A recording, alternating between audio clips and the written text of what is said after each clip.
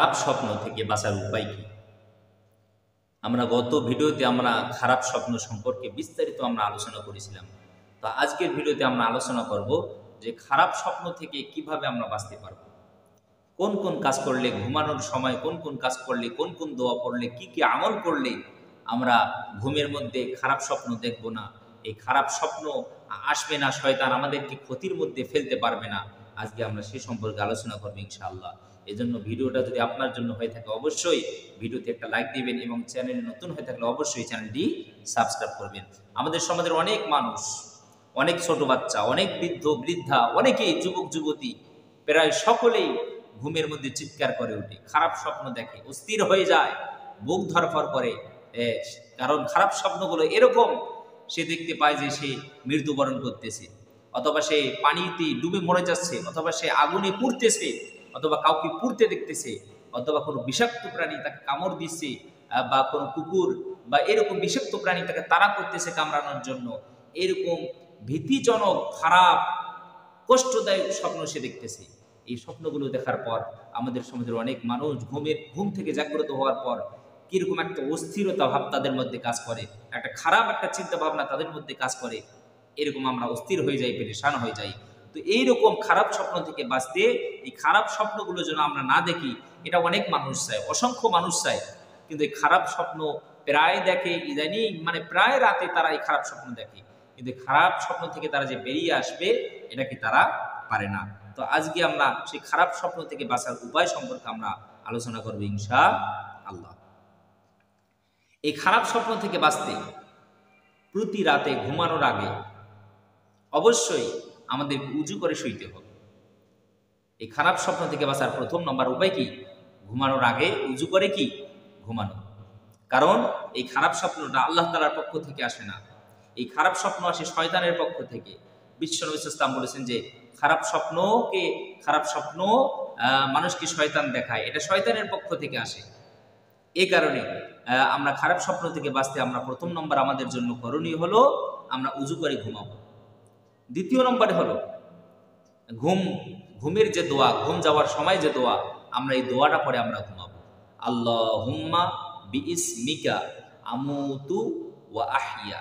আবার বলতেছি, আল্লাহুম্মা বিইসমিকা আমুতু ওয়া আহইয়া। এটার অর্থ হলো, হে আল্লাহ, বিইসমিকা তোমার নামে, আমুতু আমি মৃত্যুবরণ করব, ওয়া আহইয়া এবং তোমার নামে জেগে উঠবো। আল্লাহু আকবার।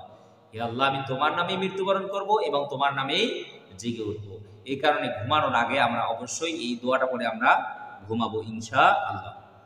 এরপরে হলো ঘুমানোর আগে আমরা আয়াতুল কুরসি পড়ব। যে ঘরে আমরা ঘুমাবো অবশ্যই আমরা কি আয়াতুল কুরসি পাঠ করব। তাহলে আমরা কখনো খারাপ স্বপ্ন দেখব না, শয়তান আমাদেরকে কখনো খারাপ স্বপ্ন দেখাতে পারবে না। কেন? কারণ রাসূল সাল্লাল্লাহু আলাইহি ওয়াসাল্লাম বলেছেন যে ঘরে আয়াতুল কুরসি পাঠ করা হয় ওই ঘরে শয়তান কখনো প্রবেশ করতে পারে না। আল্লাহু আকবার। তাহলে শয়তান যদি ওই ঘরে প্রবেশ করতে না পারে, তাহলে শয়তান আপনাকে কখনো খারাপ স্বপ্ন দেখাতে পারবে না।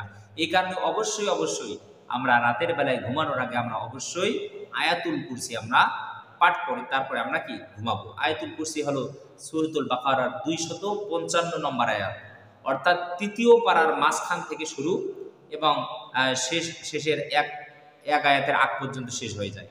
তো আমি আপনাদেরকে একবার আয়াতুল কুরসি পড়ে শোনাই। আউযু বিল্লাহি মিনাশ শাইতানির রাজীম। বিসমিল্লাহির রাহমানির রহিম।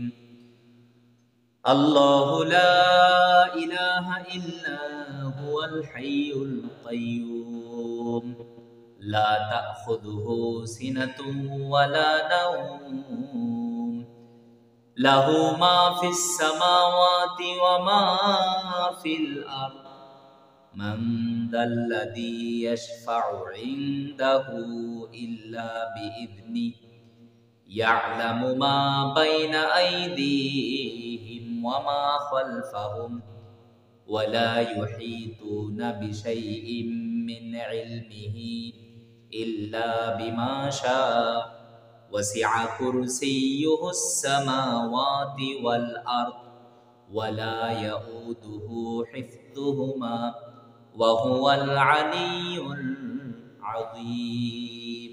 এই আয়াতুল কুরসি আমাদের সমাজের অনেক মানুষের মুখস্থ আছে, আবার অনেকেরই কিন্তু মুখস্থ নাই। আমরা এই আয়াতুল কুরসিটাকে আমরা মুখস্থ করে নেব, কারণ এটা হলো অনেক ফজিলত, অনেক গুরুত্ব হাদিস শরীফে এসেছে। রাসূল সাল্লাল্লাহু আলাইহি ওয়াসাল্লাম বলেছেন, কোনো মানুষ যদি এই আয়াতুল কুরসি পড়ে, প্রত্যেক ফরজ নামাজের পরে একবার করে পাঠ করে, এই মানুষটার মরতে দেরি, এই মানুষটার জান্নাত যেতে কোনো দেরি হবে না। আল্লাহু আকবার, আল্লাহু আকবার। তার জান্নাত যাওয়ার বাধা শুধু একটাই, সেটা কি? মৃত্যু। এই কারণে রাতের বেলায় আমাদের যাদের মুখস্থ নাই, আমরা অতি সত্বর মুখস্থ করে নেব। আর আমাদের যাদের মুখস্থ নাই, আমরা এটা দেখে দেখে পড়ার চেষ্টা করবো ইনশাআল্লাহ। কারণ এই আয়াতুল কুরসি অনেক ফজিলত, অনেক গুরুত্ব। এরপরে আমরা যে আমলটা করে শুইব সেটি হলো 4 কুলহু, সূরাতুল ইখলাস, সূরাতুল ফালাক, সূরাতুন নাস, 3 কুলহু। রাসূলুল্লাহ সাল্লাল্লাহু আলাইহি সাল্লাম ঘুমানোর আগে তিনি এই 3 কুলহু পড়তেন। কুল হুয়াল্লাহু আহাদ, কুল আউযু বিরাব্বিল ফালাক, কুল আউযু বিরাব্বিন নাস। অর্থাৎ শেষের 3টা সূরা তিনি পড়তেন। পড়ার পরে এরকম হাতটা এরকম করতেন, এরপর হাতের মধ্যে ফু দিয়ে তিনি তার পুরো দেহটা মাসাজ করে দিতেন। কারণ কোনো মানুষ যখন এই 3 কুলহু পড়ার পরে সূরাতুল ইখলাস, সূরা ফালাক, সূরা নাস পড়ে, সে যখন তার দেহের মধ্যে ফু দেয়, তখন আল্লাহ তাআলা তার দেহটাকে সমস্ত বিপদ আপদ, সমস্ত খারাপি থেকে আল্লাহ তাআলা তাকে হেফাজত করেন। সুবহানাল্লাহি বিহামদিহি।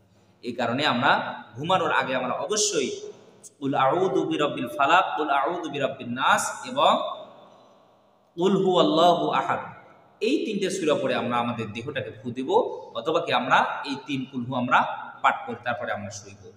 এরপরে ঘুমানোর আগে আমরা জিকির আজকার করব, সুবহানাল্লাহ, আলহামদুলিল্লাহ, আস্তাগফিরুল্লাহ, ওয়ালা ইলাহা ইল্লাল্লাহ, আল্লাহু আকবার, সুবহানাল্লাহি বিহামদিহি, সুবহানাল্লাহিল আযীম। এরকম বিভিন্ন ধরনের জিকির আজকার আমরা ঘুমানোর সময় করব। এবং আমরা আমাদের যতগুলো কোরআনের আয়াত বা সূরা আমাদের মুখস্থ আছে, আমরা ঘুমানোর সময় আমরা সেগুলো পাঠ করার চেষ্টা করব ইনশাআল্লাহ। এরপরে যে আমলটা আমাদেরকে করতে হবে, আমরা যে ঘরে থাকি সেই ঘরটা আমাদেরকে পাক পবিত্র রাখতে হবে, পবিত্র রাখতে হবে। অনেক ঘর দেখা যায় অপবিত্র, কারণ অপবিত্র জায়গা হলো শয়তানের থাকার জায়গা। শয়তানের থাকার উত্তম জায়গা কি? অপবিত্র স্থান। তাহলে আপনি আমি যে ঘরে থাকবো বা যে ঘরে শুইব, অবশ্যই আপনি আমি ওই ঘরটাকে পবিত্র রাখবো, পাক পবিত্র যেন ঘরটা থাকে, তাহলে শয়তান ওই ঘরে কখনো প্রবেশ করতে পারে না। এবং সর্বোপরি আমরা যে আমলটা করব সেটি হলো আমরা সূরাতুল বাকারার শেষ আয়াত, সূরাতুল বাকারার শেষ 2 আয়াত আমরা পাঠ করব ইনশাআল্লাহ। আমানার রাসূল বিমা উনজিলা ইলাইহি মির রাব্বিহি ওয়াল মুমিনুন কুল্লুন আমানা বিল্লাহি ওয়া মালাইকাতিহি ওয়া কুতুবিহি ওয়া রুসুলি লা নুফাররিকু বাইনা আহাদিম মির রুসুলি ওয়া ক্বালু সামি'না ওয়া আতা'না গুফরানাকা রাব্বানা ওয়া ইলাইকাল মাসীর। লা ইকাল্লিফুল্লাহু নাফসান ইল্লা উসআহা লাহা মা কাসাবাত ওয়া আলাইহা মা ইকতাসাবাত। রাব্বানা লা তুআখিযনা ইন নাসিনা আও আখতানা। রাব্বানা ওয়া লা তাহমিল আলাইনা ইসরান কামা হামালতাহু আলাল লাযিনা মিন ক্বাবলিনা। রাব্বানা ওয়া লা তুহাম্মিলনা মা লা তাকাতা লানা বি ওয়া'ফু আন্না ওয়াগফির লানা ওয়ারহামনা আনতা মাওলানা ফানসুরনা আলাল কওমিল কাফিরিন। হাদিস শরীফে এটার ব্যাপারে এমন গুরুত্বপূর্ণ তথ্য এসেছে, বিশ্বনবী সাল্লাল্লাহু আলাইহি ওয়াসাল্লাম বলেছেন, কোনো মানুষ যদি রাতের বেলায় ঘুমানোর সময় এই সূরাতুল বাকারার শেষ 2টা আয়াত পড়ে সে যদি ঘুমায়, তাহলে ওই রাতে আল্লাহ তাআলা তার জন্য যথেষ্ট। সুবহানাল্লাহি ওয়া বিহামদিহি। অর্থাৎ আল্লাহ তাআলা তার হেফাজতের জন্য ফেরেশতা পাঠিয়ে দেয়। সারা রাত ওই মানুষটা ফেরেশতা, আল্লাহ তাআলার রহমতের ফেরেশতার তত্ত্বাবধানে থাকে। সুবহানাল্লাহি ওয়া বিহামদিহি। তাহলে শয়তান আপনাকে আমাকে কখনো কোনো খারাপ স্বপ্ন, কখনো বিপদের দিকে সে আমাদেরকে নিয়ে যেতে পারবে না। তাহলে এই খারাপ স্বপ্ন থেকে বাঁচতে আমরা যতটুকু পারি আমরা পবিত্র থাকার চেষ্টা করব, যে ঘরে থাকি ওই ঘরটা পবিত্র রাখার চেষ্টা করব। এরপরে আমরা উজু করে ঘুমানোর চেষ্টা করব। এরপরে আমরা ঘুমের দোয়া পড়ব, আয়াতুল কুরসি পড়ব, সূরা ফালাক, সূরা নাস, কুলহু পাঠ করব। এরপরে আমরা জিকির আজগার করব, কোরআন তেলাওয়াত করব। তাহলে শয়তান আমাদেরকে কখনো কোনো খারাপ জিনিস দেখাতে পারবে না। রব্বুল আলামিন আমাদের সবাইকে খারাপ স্বপ্নগুলো থেকে যেন হেফাজত করে। সকলে বলি আল্লাহুম্মা আমিন।